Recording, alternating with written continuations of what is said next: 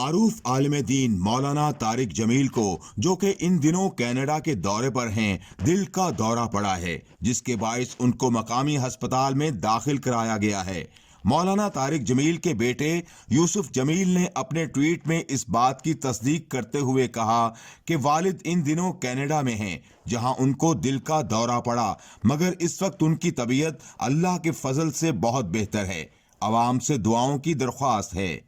یوسف جمیل نے مزید بتایا کہ مقامی وقت کے مطابق رات کے 3 بجے والد صاحب کے سینے میں درد ہوا اور دل کا دورہ پڑا، جس پر ان کو فوری طور پر ہسپتال لے جایا گیا۔ فوری طبی امداد ملنے پر ان کی طبیعت اب خطرے سے باہر ہے اور اطمینان بخش ہے۔